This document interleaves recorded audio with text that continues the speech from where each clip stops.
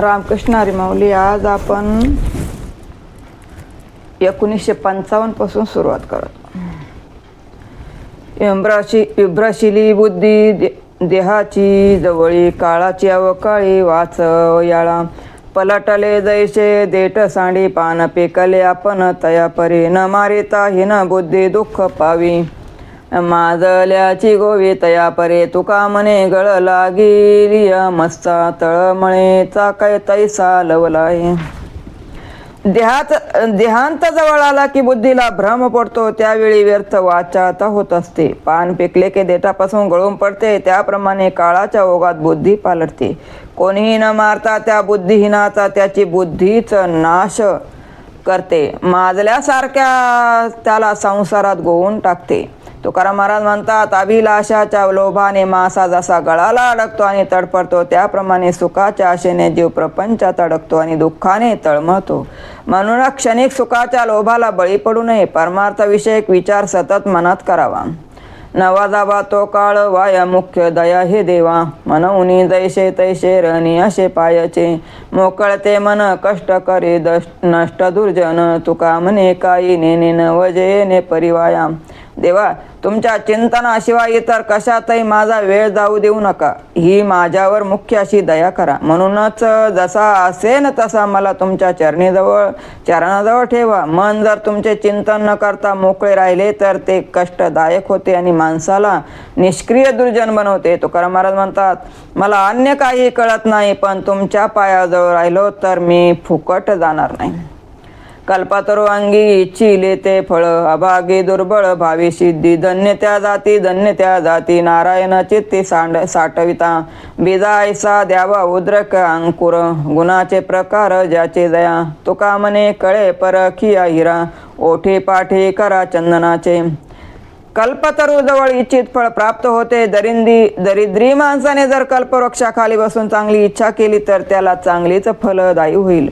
ज्या जातींनी आपल्या मनात नारायण साठविला आहे त्या जाती धन्य होत.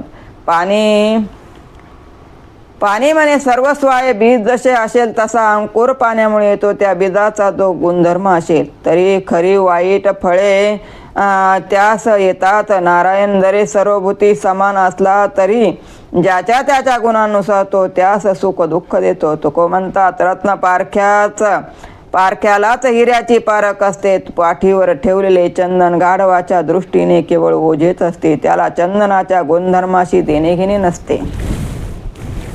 ओके रडा आधी अंगे नर काढी, जातीचे ते जोडी तेची चित्ती. कासयाने देखे आंधळे मानिके, चविविन फिके वाया जाय.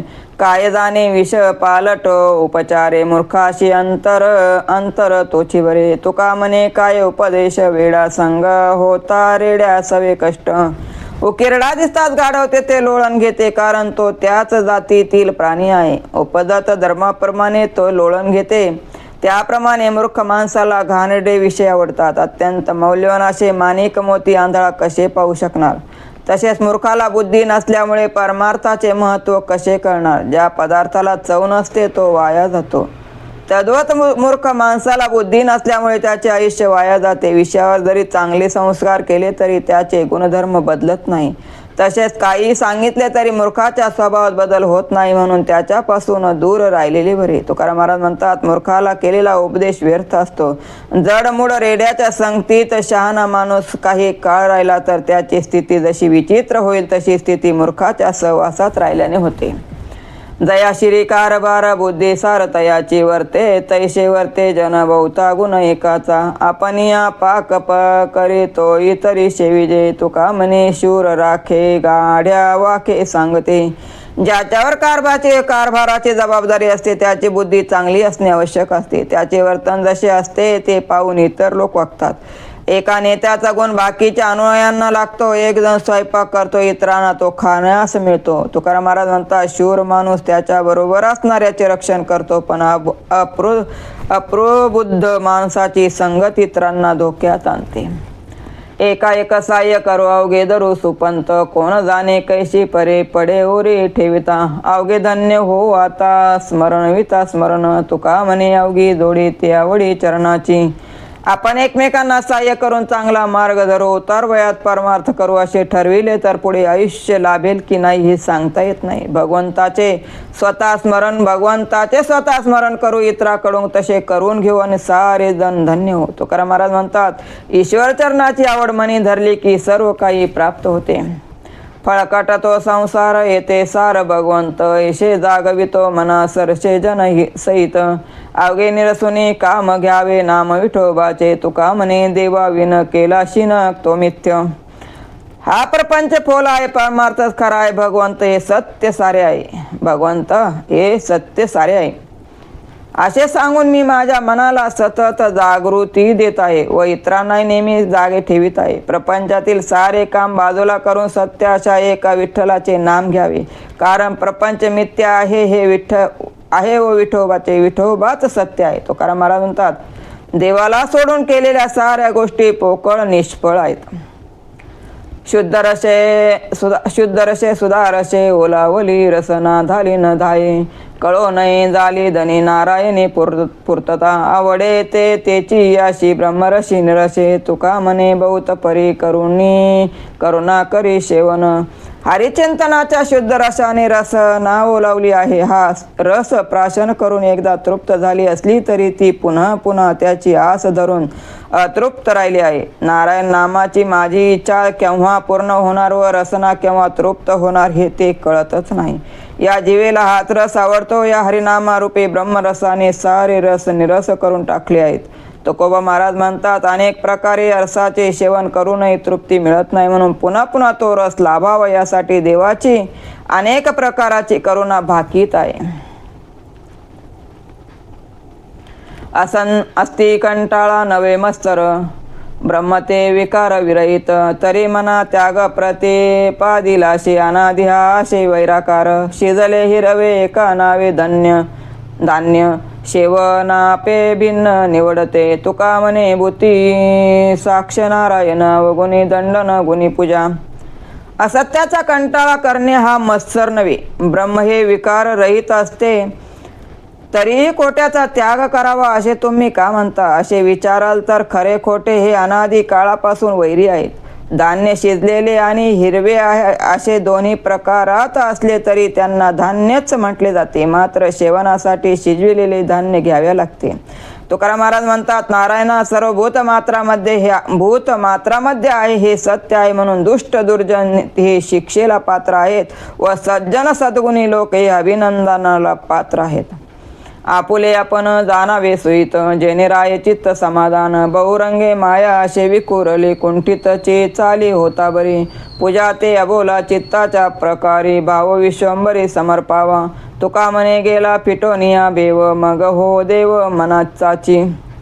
आपले हित आपण जाणून घ्यावे, त्यामुळे चित्ता समाधान लाभेल. माया ही विविध रंगात विखुरलेली आहे, ती अनेक प्रकारे भ्रम निर्माण करते. भ्रम निराश करणे हेच साऱ्या बुद्धीचे शौर्य आहे.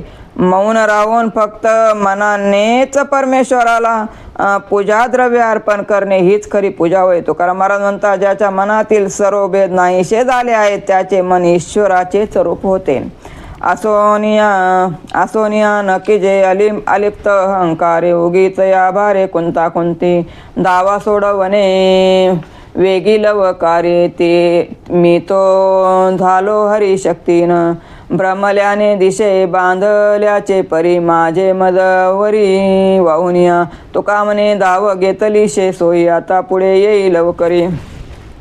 देहाहून आत्मा अलिप्त आहे तरी अहंकारामुळे देह व जीवात्मा हे अलिप्त होत नाही.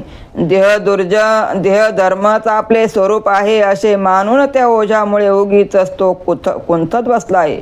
हे हरी लवकर धाव घ्या आणि माझी या क्षणातून भ्रमातून लवकर सुटका करा. मी अत्यंत शक्तिहीन झालो आहे. आत्मबुद्धीचा जो देहविषयक भ्रम आहे त्याने मला बांधून टाकले. तुकाराम महाराज म्हणतात, म्हणूनच मी तुझ्या दिशेने धाव घेतली आहे, आता लवकरच माझ्याकडे ये. आपुल्याचा बोत चाटे भारे, करंटे पारख्या, ऐसे जन भूकले देवा, मिथ्ये हेवा वाढवी. गळगिळी आमिषे मासा प्राण अशा घेतला. तुका बोकड मोहोदरी पाहो खाटिकाचा. आपल्या मेलेल्या वासराचे शरीर गाय चाटते, परंतु दुसऱ्या गायीचे जिवंत वासरू जर तिच्याकडे धावत आले तर ती त्याला करंटी त्याला मारते. तसे हे जन संसारात मिथ्या गोष्टींना बोलून परस्परास मत्सर वाढवित आहे. आमिषाला बोलून मासा गळाला लागतो आणि ते आमिषच त्याचा प्राण गमविण्यास कारणीभूत ठरते. तुकाराम महाराज म्हणतात, पहा, खाटीक बोकडापुढे हिरवा चारा टाकतो, त्यामुळे बोकडाला वाटते की हा मालक दयाळू आहे. या भ्रमामुळेच त्याला मृत्यू ओढवतो. विषय तो मरणसंगी नेणे सुटी का वागी, शास्त्राचा केला लुडा तोंडी पडेला धोंडा. अगदी मोक्ष नाही ठावा काय सांगावे गाढवा, तुका म्हणे ज्ञानगंड देवा सुखे ना पाओ नाड. विषयाच्या संगतीत मृत्यू ओढवतो तरी अभागी जीव त्या विषय भोगातून आपली सुटका करून घ्यावी हे जाणून घेत नाही. जो माणूस शास्त्र जाणत नाही त्या दृष्टीने तो अपंग आहे. तो आपल्या तोंडावर पापाचा धोंडा मारून घेतो. मोक्ष म्हणजे काय याचे साधे ज्ञान ज्याला नाही त्या गाढवाला काय सांगावे. तुकाराम महाराज म्हणतात, जे अभिमानी लोक स्वतःला ज्ञान झालेले नसताना स्वतःला ज्ञानी म्हणवितात, असे लोक मूर्खपणाने स्वतःची फसगत करून घेतात. देवा, ते खुशाल फसवत या फसवणुकीला अज्ञान मूर्खपणाच कारणीभूत आहे. मीच विखळ येर सकळ बहु बरे, पाहिजे हे क्षमा केले येणे बोले विनवणी. मीच माझे झाले ओझे अन्याय, आधी अचवला तुका जीव निर्मनुष्य. देवा, मीच दुराचारी आहे, मी दुराचारी आहे. बाकी इतर सर्वजण फारच चांगले आहे. त्यासाठी देवाने मला क्षमा केली पाहिजे अशी मी विनवणी करीत आहे. देहाला मी म्हणजे प्रपंचिक गोष्टी माझ्या म्हणणे असा अपराध माझ्याकडून घडत आहे, त्याचे मला ओझे झाले आहे. तुकाराम महाराज म्हणतात, मी आधीच आत्मरूपाला विसरलो आणि प्रपंचाकडे वळलो, म्हणून माझ्यामध्ये मनुष्याची लक्षणे राहिली नाहीत व मी निर्मनुष्य पशु झालो आहे. येणे जाणे तरी राय देव कृपा करी, ऐशे तव पुण्य नाही पाहता माझे गाठी काही. भय निवारिता कोण वेगळा अनंता, तुका म्हणे वारे भोग वारी तरी पांडुरंग. भक्ती मार्गामुळे परमेश्वराकडे सारखे येणे जाणे राहिले की देव कृपा करतो, मात्र असे पुण्य माझ्यापाशी नाही असे दिसते. या अनंतापेक्षा दुसरा कोण माझे भय निवारण करणार. तुकाराम महाराज म्हणतात, माझ्यावर जर पांडुरंगाने कृपा केली आणि जन्म मृत्यूचे भोग निवारण केले तरच ते दूर होतील.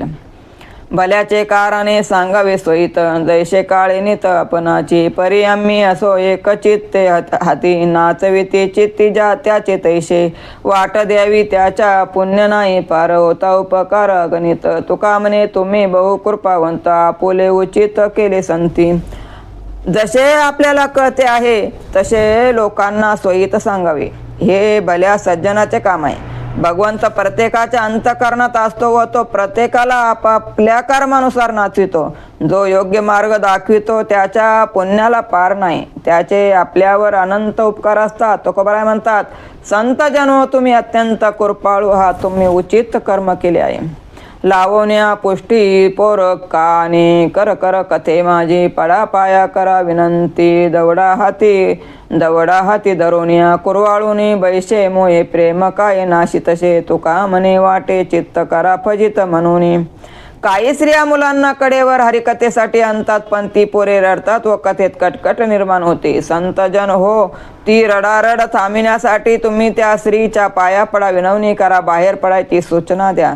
तरी मानली नाही तर तिला हाकलून द्या. हरिकथेचा रसभंग करून जी मोहाने पोरांना कुरवाळत बसते, तिचे हे प्रेम चांगले आहे काय? तिच्या असल्या प्रेमामुळे हरिकथेचा विरस होतो, कथेवरील प्रेम नष्ट होते. तुकाराम महाराज म्हणतात, तिच्या त्रासामुळे श्रोत्याचे अवधान विचलित होते, म्हणून तिची फजिती करा. पुण्य उभे राहो आता संताचे या कारणे, पंढरीचे लागा वाटे सका भेटे विठ्ठले. संकल्पते पायावे फळा कळवळा भवताचा, तुका म्हणे हो निया क्षमा पुरुष उत्तमा अपराध. संताचे आमच्यासाठी आता पुण्य उभे राहो, संताचे आमच्यासाठी आता पुण्य उभे राहो. साधक हो, तुम्ही पंढरीच्या वाटेला लागा, तेथे तुम्हाला विठ्ठल हा सखा भेटेल. सर्वांना पंढरीला जाण्याची बुद्धी व्हावी, त्यासाठी अनेक संतांचा कळवळा सदिच्छ सफल व्हाव्यात. तुकाराम महाराज म्हणतात, पंढरीला न येणाऱ्याच्या या अपराधाला क्षमा करावी व त्यांचा उद्धार करावा. ऐकली मात पुरविले मनोरथ, प्रेम वाढविले देवा बरवी, घेऊन या सेवा केली विनवणी, तैशी पुरवली धनी, तुका म्हणे काया रसा, कोरोंडी करोनिया. संतांकडून तुमच्या औदार्याची कथा मी ऐकली आहे, त्यानुसार माझे मनोरथ तुम्ही पूर्ण केले आहेत. देवा, तुम्ही तुमच्यावरील प्रेम वृद्धिगत केले व माझ्याकडून उत्तम प्रकारे सेवा करून घेतलीस. माझी विनवणी ऐकून माझी इच्छा पूर्ण केली. तुकाराम महाराज म्हणतात, त्या आनंदावरून माझा देह मी ओवाळून टाकीन, कुरवंडी करीन. संताची स्तुती ते दर्शनाच्या योगे, पडिल्या प्रसंगी ऐशी की जे संकल्प ते सदा स्वामीची या चित्ती, फाको नये वृत्ती अखंडित, दाशत्व ते असे एकविध नावे, उरो नये जीवे भिन्नत्वाशी, निज बीजा येथे तुकाधिकारी, पाहिजे ते पेरी तैवेळी. संत दर्शन झाले तर त्यांना वंदन करून त्यांची स्तुती करावी. त्यांच्या सहवासाचा योग आला तर तसे वर्तन करावे. चित्तात सदैव पांडुरंगाविषयीचे संकल्प असावे. त्यांच्यापासून चित्त विचलित होऊ देऊ नये. त्यांच्यावर निष्ठा ठेवावी. एकनिष्ठपणे काया वाचा मनाने संतांची सेवा करावी. त्यांच्यापासून वेगळे राहू नये. त्यांच्याशी एकरूप व्हावे. तुकाराम महाराज म्हणतात, ब्रह्मसाक्षात्कार अनुभवणारे जे अधिकारी असतील त्यांच्या ठिकाणी संत महाउपदेशाच्या बीजाची पेरणी करतात. रामकृष्ण हरी माऊली. आज आपण 1974 वर थांबतो.